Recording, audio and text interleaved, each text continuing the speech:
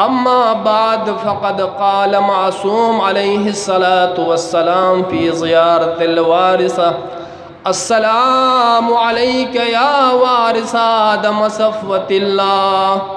السلام علیک یا وارث نوح نبی اللہ السلام علیک یا وارث ابراہیم خلیل اللہ السلام علیک یا وارث موسیٰ کلیم اللہ السلام علیک یا وارث عیسیٰ روح اللہ السلام علیک یا وارث محمد المصطفیٰ وعلی المرتضی. درود بھیجئے محمد والوں پر. اللہم صلی علی محمد وآل محمد. آزادان سید الشہداء، حاضرین مجلس، ماہ محرم کی پہلی تاریخ ہے. یہ وہ ایام ہیں کہ اس ماہ محرم کے چاند کا نظر آنے کے بعد عالم بشریت کے اندر ایک غم اور ایک مصیبت آ جاتی ہے، لیکن اس غم اور مصیبت کو بعض شعوری طور پر اس غم کو مناتے ہیں، مغموم ہو جاتے ہیں، اور بعض غیر شعوری طور پر اس ماہ محرم میں مغموم ہو جاتے ہیں اور مصیبت زدہ ہو جاتے ہیں. آپ جیسے مومنین دنیا کے مختلف کونوں میں، دنیا کے دور دراز علاقوں میں بھی کسی نہ کسی طریقے سے ابا عبداللہ الحسین علیہ السلام کی مصیبت مناتے ہیں اور غم کا یاد کرتے ہیں اور اس غم کو تازہ کرتے ہیں جو غم سن 61 ہجری کو کربلا کی اس تپتی ہوئے صحرا پر بنی امیہ کے ہاتھوں اہل بیت پاک علیہ السلام کا خون گرایا گیا تھا اس تپتی ہوئی صحرا میں، اور جو ایک مصیبت پیغمبر اسلام پر گزری، اہل بیت پاک علیہ السلام پر گزری، خصوصاً بنت زہرا بنت رسول اللہ حضرت زہرا سلام اللہ علیہ مغموم رہی، اور اس وقت تک آج تک، اس وقت سے لے کر آج تک ایسا مہینہ نہیں گزرا، ایسا دن نہیں گزرا جس دن پیغمبر اسلام کی لخت جگر فاطمہ زہرا سلام اللہ علیہ کو پرسنے دیا جا رہا ہو. آج وہی غم منانے کے لیے اور اہل بیت پاک علیہ السلام کو پرسہ دینے کے لیے آپ یہاں پہ جمع ہیں. انسان اپنی جگہ، محبان اہل بیت اپنی جگہ ایک غم مناتے ہیں، لیکن روایات میں ملتا ہے کہ یہ مہینہ وہ مہینہ ہے کہ جس مہینے میں جمادات و نباتات بھی ابا عبداللہ الحسین پر روتے ہیں. زمین و آسمان کے ملائکہ اور فرشتے پر محمد و آل محمد کے مصائب کو سن کر روتے ہیں اور ان محافل میں شریک ہو جاتے ہیں. میں زیادہ ٹائم نہیں لینا چاہتا ہوں چونکہ وقت بھی کافی آ چکا ہے. ایک نقطے کی طرف جس کی طرف آغائے جہان زیب نے اشارہ فرمایا، دوسرے نقطے میں کہ ابا عبداللہ الحسین علیہ السلام وارث انبیاء ہے، انبیاء علیہ السلام کے وارث ہیں. یہ وراثت انبیاء، میراث انبیاء صرف اور صرف زیارات کے اندر معصومین علیہ السلام نے امام ابا عبداللہ الحسین علیہ السلام کے ساتھ خاص کیا ہے. اگرچہ دیکھا جائے تو تمام انبیاء ایک دوسرے کے وارث ہیں، پیغمبر اسلام تمام انبیاء کے وارث ہیں، امیر المؤمنین سے لے کر آخری امام حجت ابن الحسن علیہ السلام تک تمام انبیاء کے وارث ہیں. سب کا کردار، سب ایک ہی مقصد و ہدف کے لیے پروردگار عالم نے اپنے حجج کو اس روئے زمین پر بھیجا، جیسا کہ آقا نے بیان کیا. لیکن صرف وارث انبیاء کا لقب ابا عبداللہ الحسین علیہ السلام کو ملا معصوم کے زبان سے. اس کا فلسفہ اور ہدف کیا ہے کہ دوسرے ائمہ اطہار علیہ السلام کی زیارات میں یہ جملے نہیں ملتے ہیں السلام علیکہ وارث آدم و صفوت اللہ، لیکن مقام امامت ابا عبداللہ الحسین میں جب آ جاتے ہیں تو یہی ارشاد ہوتا ہے امام جعفر صادق کی زبانی السلام علیکہ یا وارث آدم و صفوت اللہ، السلام علیکہ یا وارث نوح نبی اللہ. آغا مہدی آصفی خدا رحمت کرے اپنی کتاب کے اندر مجموعہ حسینیہ اس کی کتاب ہے، ان کے محاضرات کو جمع کر کے کتاب لکھی گئی ہے، اس میں فرماتے ہیں پیغمبر اسلام اس وقت مبعوث ہوئے اس عالم دنیا کے اندر، اس عالم بشریت کے اندر، جب گزشتہ انبیاء علیہ السلام کے تمام تعلیمات بالکل منقرض ہو چکے تھے، ختم ہو چکے تھے. گزشتہ 1,24,000 انبیاء جن کا مقصد و ہدف اس عالم بشریت کو توحید سکھانا تھا، قیامت کا درس دینا تھا، اللہ کی طرف متوجہ کرانا تھا، ہر دور میں اپنی ذمہ داریاں مکمل کر کے اس عالم دنیا سے چلے گئے. لیکن ان کے چلے جانے کے بعد انہی کی امتوں نے انبیاء علیہ السلام کی ان دین اور ان کی شریعتوں کو پامال کیا.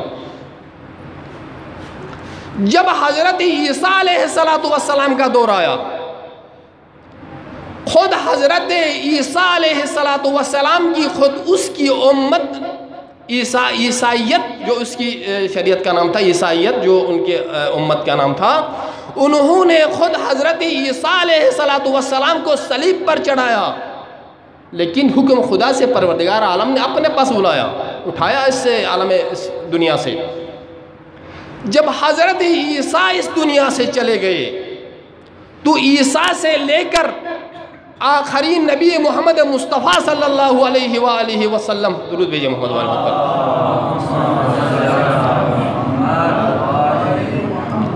اس کے درمیان ایک عرصہ گزرا، 500 سال گزرے. اس 500 سالوں کے اندر گزشتہ تعلیمات انبیاء کو ختم کیا گیا، پامال کیا گیا. خود نصرانیت و یہودیت بھی اپنی اس حالت میں نہیں رہی. وہ تعلیمات جو حضرت موسیٰ اور عیسیٰ لے کے گئے تھے، ایک دوسرے کو کافر اور مرتد قرار دیا گیا، ایک دوسرے کے ادیان کے اوپر کیچڑ اچھالے گئے. نوبت یہاں تک آئی کہ جب پیغمبر اسلام اس دنیا کے اندر تشریف لے آئے تو وہ سارے گزشتہ تعلیمات ختم ہو چکے تھے. تو پیغمبر اسلام نے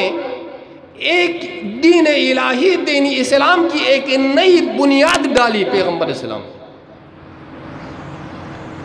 اسلام جہاں پر بھی گئے تبلیغات میں یہی کہتے رہے، اے لوگوں یاد رکھو دنیا دوبارہ پلٹ کر اسی وقت اسی مورد میں آ چکی ہے، اسی دائرے میں آ چکی جو سب سے پہلے دنیا میں وجود میں آئی تھی. یہی فرمایا کہ اس دین اور اس کائنات کے ان افراد کو، ان امتوں کی ہدایت کے لیے اللہ نے انبیاء بھیجے تھے، لیکن سارے تعلیمات انبیاء ختم ہو چکے. لیکن آج میں اس دین اسلام کو جو میں لے کر آیا ہوں، ان تمام تعلیمات کی بنیاد ڈالی، گویا کہ نئی دنیا اور نئی ایک دین اور نئی ایک زندگی یہاں سے پیغمبر اسلام نے شروع کروا. ایک دین کی تاسیس خود پیغمبر اسلام نے شروع کی، اور انتہا کب ہوا، کمال و تمام کب ہوا؟ جب غدیر خم میں علی کی ولایت کا اعلان ہوا تو آیت اتری، الیوم اکملت لکم دینکم واتممت علیکم نعمتی ورضیت بکم الاسلام دینا. وہ بنیاد جس دین کی پیغمبر اسلام نے رکھی تھی اس کی انتہا اور اکمال اور تمامیت غدیر کے میدان میں امیر المومنین کی ولایت کے بعد پروردگار عالم نے اتمام کا اعلان کیا۔ اب پیغمبر اسلام کی اس دور نبوت کے اندر اپنے اس مختصر زندگی میں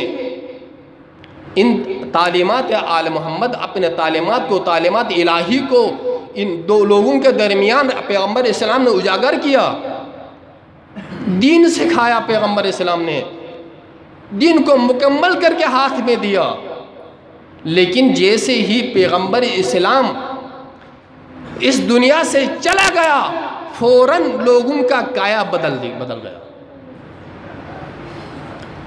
ایک نئی جو ایک جاہلیت کا دور پیغمبر اسلام کے آنے سے پہلے تک ایک جہالت کی ایک دنیا بن چکی تھی، ایک میدان بن چکا تھا۔ اب پیغمبر اسلام کے اس دنیا سے چلے جانے کے بعد دوبارہ اس جہالت کی وہ ابتدا شروع ہوئی جو پہلے پیغمبر اسلام کے مبعوث ہونے کی وجہ سے اس جہالت کو تکمیل تک نہیں پہنچا سکے تھے۔ آج پیغمبر کے بعد وفات ہونے کے بعد اب اس جہالت کو تمام کرنا چاہ رہے تھے۔ دو طاقتیں آمنے سامنے ہو گئی۔ پیغمبر اسلام کے بعد جو سب سے خطرناک ایک طاقت بن کے ابھری، اب بنی امیہ کی جو ہے وہ طاقت تھی، وہی یہود و نصارہ تھے، زبان سے لا الہ الا اللہ محمد رسول اللہ کا ورد کرتے تھے، لیکن قلباً اظہار اور نفرت اسلام کر رہے تھے یہی افراد۔ اس لیے ابو سفیان نے جب تیسرے خلیفہ کو جب خلافتی ملی، یہی ابو سفیان نے آ کر عثمان سے یہی کہتا ہے کہ خدا کا شکر کرو کہ آج تمہیں وہ بادشاہتی دوبارہ مل چکی ہے۔ یعنی یہ نہیں کہتا ہے کہ خلافت پروردگار ہے، اللہ کی خلافت ہے، کہ اللہ کی خلافت تمہیں مل گئی، نہیں کہتا ہے، بلکہ کہتا ہے آج وہی بادشاہت تمہیں دوبارہ مل گئی ہے، آپ کو مل گئی ہے، ہمیں مل گئی، چونکہ وہ بنی امیہ میں سے تھا۔ کہا کہ ایسے طریقے سے اسے لپیٹ لو جس طرح ایک گیند کو لپیٹا جاتا ہے، اور اس کے ستون کو بنی امیہ قرار دے دو تاکہ تم اس مقصد کو آگے اس مقام تک پہنچا سکو۔ گویا کہ پیغمبر اسلام کے بعد اس دین الہی، دین محمدی، دین اسلام کو ختم کرنا چاہ رہے تھے، اور انہی ختم کرنے والے ان افراد میں سے سرکردہ یہی معاویہ ابن ابو سفیان تھا۔ یہ کہاں سے ابھرے؟ یہ کہاں سے وجود میں آئے؟ ان کو اتنے طاقت کہاں سے ملی؟ ان کو طاقت تیسرے خلافت کے بعد ان کو یہ طاقت ملی جب حضرت عثمان اپنے خلافتی میں آئے، بیت المال کو اپنے رشتہ داروں میں تقسیم کیا، اپنے دامادوں کے اندر اس نے تقسیم کیا، یہاں تک کہ جو ولایات کبریٰ تھے مصر و شام، کوفہ اور بصرہ کے اندر جو سب سے بڑی وزارتیں تھیں، وہ بھی اپنے افراد کو دے دیے۔ معاویہ اس وقت شام کے اندر حضرت عمر کا عامل تھا، حضرت عثمان کے آنے کے بعد اس کو شام، حلب یا اور اس کے علاوہ فلسطین کا جو ہے اس کو وزارت دے دی گئی۔ اب وہاں سے اس نے یہ کام شروع کیا دین اسلام کی ان بنیادوں کو کھوکھلا کرنے کے لیے، اپنے طرف لوگوں کو مرغوب کیا، اپنے طرف لوگوں کو کھینچ لیا، بیت المال کے سارے پیسے انہی پر خرچ کیے، یہاں تک کہ اپنے بیٹے یزید کے لیے تمام لوگوں سے بیعتیں لی۔ اپنے بیٹے سے ہی کہتا ہے کہ میرے بیٹے، میں نے سب سے بیعت تیرے لیے لی ہے، لیکن 3 افراد آپ کی بیعت نہیں کریں گے، لیکن ان میں سے 2 بھی، ایک کو قتل کرو، دوسرا آپ کے پیچھے آ جائے گا، اور تیسرا حسین ابن علی ہیں کہ جو کبھی بھی آپ کی بیعت نہیں کرے گا، اگر اس کے سامنے کرو گے تو اس کے ساتھ پھر خون خرابہ ہوگا، اس لیے آپ اس سے دور رہیں۔ اب یہی یزید جب ابا عبداللہ الحسین اس معاویہ کے اس 10 سالہ دور جو امیر ابا عبداللہ الحسین علیہ السلام نے دیکھی ہے امام حسن کے بعد، اتنا خطرناک وقت نہیں تھا، لیکن جیسے ہی یزید برسر حکومت آ گئے تو ابا عبداللہ الحسین نے دیکھا کہ یہ یزید کس طرح کے کام کر رہے ہیں۔ کھلم کھلا ایک انسان اگر کسی چیز کو حرام قرار دے کر، کسی چیز کو حرام سمجھتا ہے، شراب کو حرام سمجھتا ہے لیکن شراب پی لیتا ہے، لیکن حرمت کے قائل ہیں۔ ایک شخص زنا کو حرام سمجھتا ہے لیکن زنا کرتا ہے، اس کو گناہ ملے گا۔ لیکن یزید اور بنی امیہ کے جو کام تھے، یعنی وہ اسی نیت سے اسی کام کی بنیاد پر کر رہے تھے کہ یہ اسلام میں جائز ہیں،